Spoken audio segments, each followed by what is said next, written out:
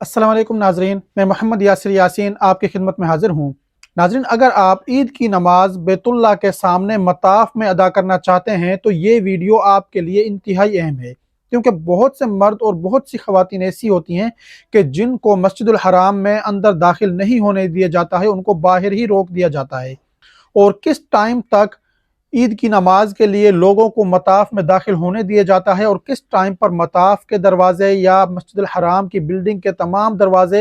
अंदर जाने के लिए बंद कर दिए जाते हैं, और जो लोग मताफ तक पहुंच जाते हैं उनसे कौन सी गलतियां वहां पर सरजद होती हैं या वो कौन से काम वहां पर नहीं करते हैं कि उनमें भी बहुत सी खवातीन को और बहुत से मर्द हजरात को मताफ से बाहर निकाल दिया जाता है। और उनमें से फिर बहुत से लोग तो ऐसे होते हैं कि जिनकी ईद की नमाज भी रह जाती है। तो आपने इन गलतियों को नहीं करना, और इन तमाम मालूमात के बारे में आज की वीडियो में मैं आपको बताऊंगा, ताकि आप मताफ में जाकर बैतुल्लाह के सामने उस रूहानी मंजर में अपनी ईद की नमाज अदा कर सकें। इसलिए आपने वीडियो को पूरा देखना है, स्किप नहीं करना, वरना इनमें से कोई भी अहम चीज़ आपसे मिस हो सकती है। अगर आप चैनल पर नए हैं तो चैनल को सब्सक्राइब कर दें और बेल वाली बटन पर क्लिक कर दें, ताकि हर आने वाली नई वीडियो आप तक पहुंचती रहे। तो देखें नाज़रीन, सबसे पहले आप इस चीज़ को नोट कर लें कि उस रात में भी बहुत ज़्यादा रश होगा, यानी कि जो चांद रात होती है ईद से एक दिन पहले वाली जो रात है उसमें। और आपने अगर मताफ में जाना है, ईद की नमाज मताफ में अदा करनी है बैतुल्लाह के सामने, और ईद की तकबीरात अगर आप बैतुल्लाह को देखते हुए सुनना चाहते हैं,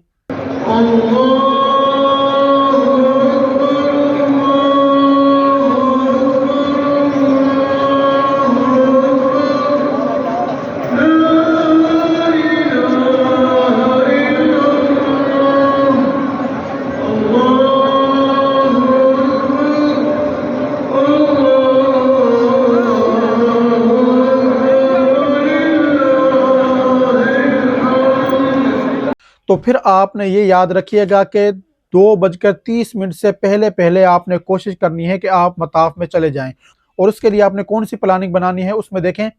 कि वॉशरूम वगैरह से फ्री होकर आप जाएं, खाना वगैरह आप लोग खा कर जाएं, पानी की बोतल अपने साथ रखें, जाए नमाज साथ रखें, और उस वक्त फिर आपने मताफ में अंदर जाना है। और आपने ये काम करना है कि आपने इहराम की चादरों में जाना है मर्द हजरात ने, क्योंकि अगर आप आम कपड़ों में जाएंगे तो आपको आगे नहीं जाने दिया जाएगा, बल्कि आपको मस्जिद अल हराम के बिल्डिंग्स के बाहर या फिर रोड के ऊपर ही आपको रोक दिया जाएगा, यानी कि जो बाहर का सहन है उसमें भी आपको दाखिल नहीं होने दिया जाएगा। और इसी तरह से खवातीन ने भी निकाब लगाकर नहीं जाना, या तो उन्होंने पर्दा हाथ से पकड़ कर रखना है अपनी पर्दे वाली चादर को, और या फिर वो चेहरे को खुला रखें। दूसरी चीज खवातीन ने क्या करनी है कि वो अपने मर्द हजरात के साथ चलें,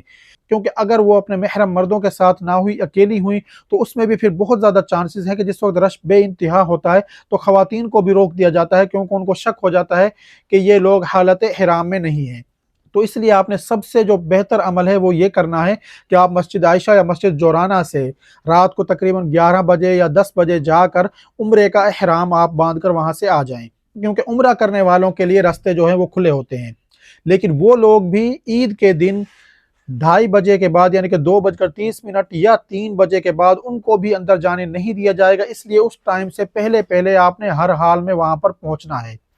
और बहुत से लोग ये सोचते हैं कि हर नमाज के बाद मुताफ के दरवाजे खोल दिए जाते हैं, तो इसी तरह से ईद के दिन भी फजर की नमाज के बाद दरवाजे खोल दिए जाएंगे, तो ऐसा नहीं है। फजर की नमाज के बाद ईद वाले दिन मुताफ के दरवाजे बंद ही रहेंगे, वो आवाम के लिए नहीं खोले जाएंगे। जब आप 2:30 से पहले या 3 बजे से पहले मताफ में पहुंच जाते हैं, तो वहां पर फिर आपने कौन से काम करने हैं कि आपको बाहर ना निकाला जाए।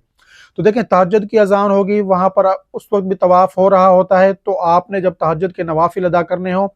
तो आप टाइम देखते रहें, क्योंकि 1 घंटे का डिफरेंस होता है तहज्जुद की अजान में और फजर की अजान में। तो जब टाइम कुछ कम रह जाए तो उस वक्त फिर आप तहज्जुद की नवाफिल जो हैं वो किसी एक साइड पे अदा कर लें। और असल तो यह है कि जिस वक्त फजर की अजान दी जाएगी तो उससे पहले ही सफ बंदियां होनी शुरू होंगी। तो आप लोगों ने इस चीज पर नजर रखनी है मर्द हजरात ने, कि जब उनको लगे कि शुरते सफ बनवा रहे हैं या लोग खुद ही सफों में खड़े हो रहे हैं, तो आपने भी फौरन सफों में खड़े हो जाना है। क्योंकि बहुत से लोग ऐसा करते हैं कि उस वक्त तवाफ कर रहे होते हैं, और देखें जब तवाफ हो रहा होता है मताफ में तो उस वक्त लोगों की तादाद ज्यादा होती है, लेकिन जैसे ही सफ बंदियां होती हैं, क्योंकि अब लोगों के दरमियान काफी फासला आ जाता है सफों के दरमियान, تو کچھ لوگوں کو پھر وہاں سے نکال دیا جاتا ہے جن کی صفوں میں جگہ نہیں بنتی۔ تو آپ نے یہ کام کرنا ہے کہ جیسے ہی صف بندی شروع ہو تو آپ نے فوراً لائنوں میں آ جانا ہے، یعنی کہ صف میں شامل ہو جانا ہے کسی جگہ پر بھی۔ اگر آپ صفوں میں شامل نہ ہوئے تو آپ لوگوں کو پھر وہاں سے باہر نکال دیا جائے گا۔ اور دوسری جو چیز ہے جس کا آپ نے خیال رکھنا ہے کہ حجر اسود اور رکن یمانی، ان دو کونوں کے درمیان میں آپ نے کھڑے نہیں ہونا، کیونکہ اکثر اوقات ان کے پیچھے امام ہوتا ہے اور امام کے سامنے والی جگہ کو خالی کروا دیا جاتا ہے۔ اگر آپ نے اس جگہ پر صف بندی کی تو پھر بھی چانسز ہیں کہ آپ کو وہاں سے نکال دیا جائے گا۔ اور اس کے علاوہ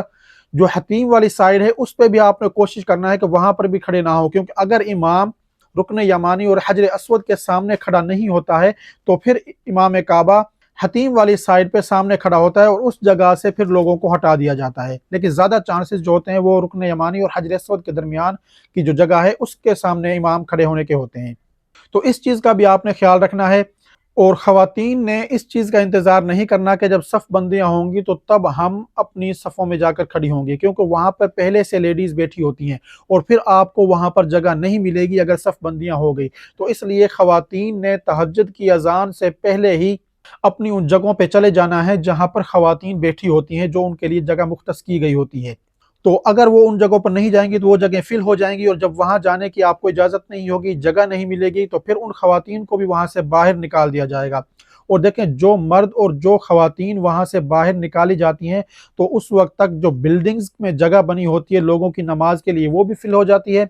اور باہر کا جو ایریا ہے مسجد الحرام کا وہ بھی تقریباً فل ہو چکا ہوتا ہے، اور روڈ پہ بھی صفیں بنی ہوئی ہوتی ہیں۔ تو پھر بہت آپ کو پیچھے آنا ہوگا، اور بعض دفعہ تو ایسا ہوتا ہے کہ لوگ پیچھے آنے کے چکر میں یا اسی جگہ پر جگہ تلاش کرنے کے چکر میں ان کی عید کی نماز رہ جاتی ہے۔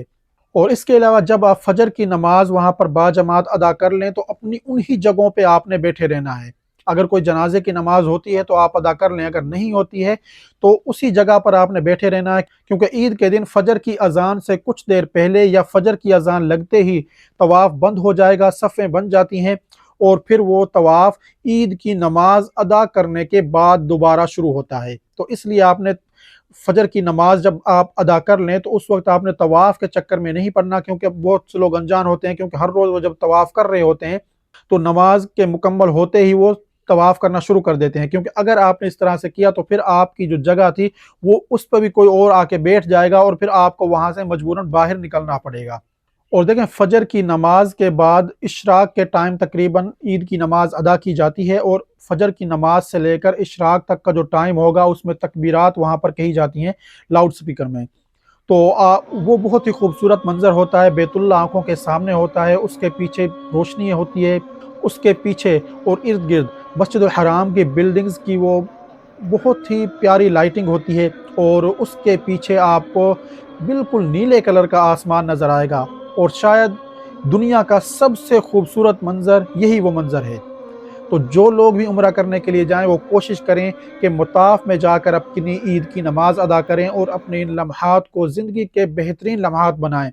انشاءاللہ وہ لمحے ہوں گے کہ جو آپ اپنی پوری زندگی میں کبھی بھی بھلا نہیں سکیں گے۔ تو ناظرین، اگر آپ کو میری یہ آج کی دی ہوئی معلومات پسند آئی ہیں تو انہیں اپنے دوسرے ساتھیوں کے ساتھ بھی لازمی شیئر کریں، یا وہ حضرات جو عمرہ کرنے کے لیے گئے ہوئے ہیں اور آپ کے کانٹیکٹ میں ہیں تو ان تک اس ویڈیو کو پہنچائیں، تاکہ وہ بھی اپنی عید کی نماز مسجد الحرام میں مطاف میں جا کر ادا کر سکیں، بیت اللہ کے سامنے وہ اپنی نماز ادا کر سکیں۔ اور ناظرین، مجھے اپنی دعاؤں میں ضرور یاد رکھیے گا۔ اگر آپ نے ابھی تک ویڈیو کو لائک نہیں کیا تو ویڈیو کو لائک کر دیں، شیئر کر دیں، میرے چینل کو سبسکرائب کر دیں، اور بیل والی بٹن پر کلک کر دیں تاکہ ہر آنے والی نئی ویڈیو آپ تک پہنچتی رہے۔ شکریہ۔